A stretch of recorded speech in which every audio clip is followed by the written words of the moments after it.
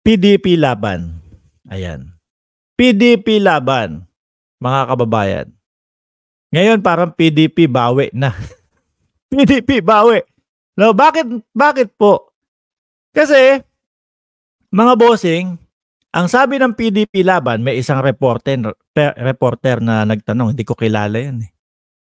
May isang reporter na nagtanong, ano po ba ang masasabi ninyo dito sa mga pinapakalat ng mga DDS na kesyo daw po dapat magpa-drug test na ang ating Pangulo o ganito bla bla bla. Kung mali man yung natatandaan ko, i-correct nyo na lang po ako dyan.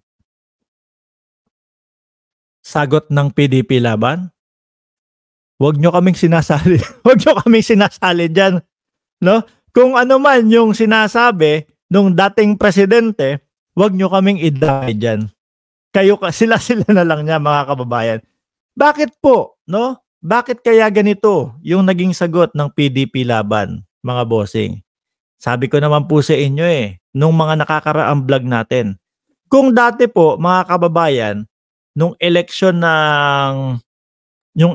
ng laban ng, kumbaga, Lenny Isko, PBBM nung panahon na yon, 2022, sabi ko sa inyo, pagka nalinya ang pangalan ng isang politiko sa dilawan, nung dilawan pa yung tawag natin sa kanila, mga pinklawan, yung pa yung tawag natin sa kanila, no? Talagang inidoro ang kakalagyan yan, mga kababayan. Which is, nagkatotoo po, mga bossing, talagang Risa Ontiveros lang ang nakapasok. Di ba? Talagang Risa Ontiveros. Ngayon po, sa nakikita nating galawan nila dating Pangulong Duterte, galawan nila Pulong, galawan ng kanyang mga anak, galawan ng mga alipores ni PRRD. Sabi ko, kapag ang mga politiko nadikit ang pangalan dito sa mga to, tiyak, lagapak. Kaya po ganyan ang ginagawa ng PDP laban, mga kababayan. Kasi po meron silang mga susunod na mga susunod na mga tatakbo. Sila Senator Go, dating Senador Go. Parang si Bato nandyan din. At mamayang konti, Philip Salvador tayo, huwag kayong mag-alala.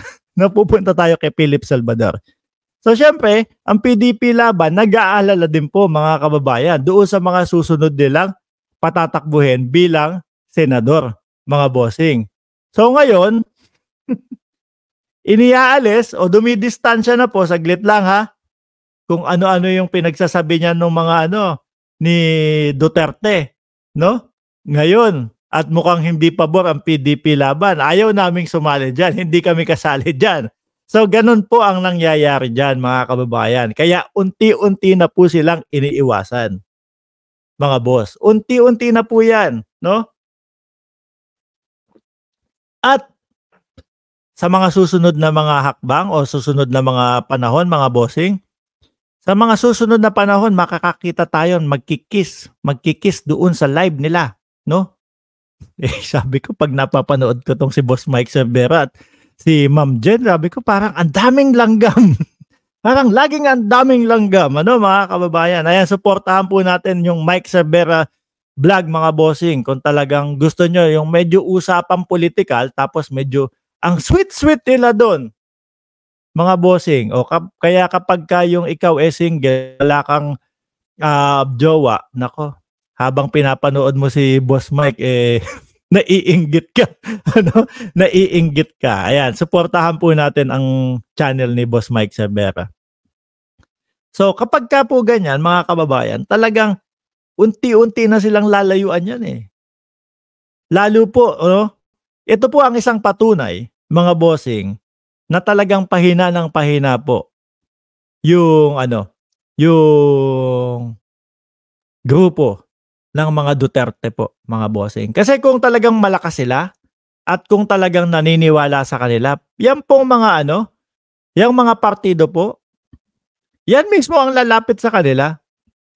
Hindi po sasabihin niya na, kumbaga, ganito na lang po yung kasimple, mga kababayan Di ba ang isang partido at meron silang pinapaniwalaan isang politiko, no? Maganda yung ginagawa ng politiko. Ano sasabihin niya mga yan? Ang sasabihin niyan, opo, kami po ay sumusuporta sa kanyang mga sinasabi. Kami po ay sumusuporta sa mga ginagawa, no? Ni dating Pangulong Duterte. Kakapitan nila 'yan, mga boss. Kakapitan nila 'yan. Kasi mas lalakas dahil gusto nga ng tao. Biglang ang sasabihin natin, naku, ayan na, sumuporta na. 'Di ba? Sumuporta na kay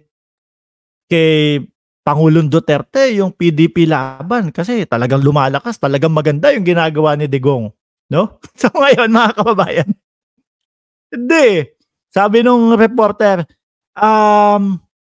ano po ba ang masasabi nyo, no? Na itong mga DDS sumisigaw daw po sumisigaw po ng ng magpa-drug test daw ang ating pangulo. Pati si pangalan nun, yung dating chief executive, si Vic Rodriguez, sumisigaw din. Sabi ng PDP laban.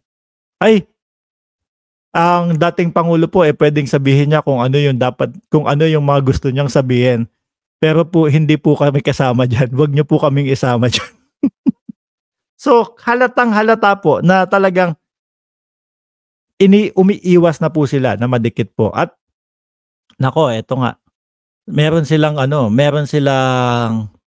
kumbaga, kailangan maiiwas nila itong mga susunod na senador nila para makasalba po sila no? Pabagsak po talaga sila, mga bossing. Talagang wala pababa po sila, mga boss. Kaya ang kailangan, masave si Ipe, masave si Bongo.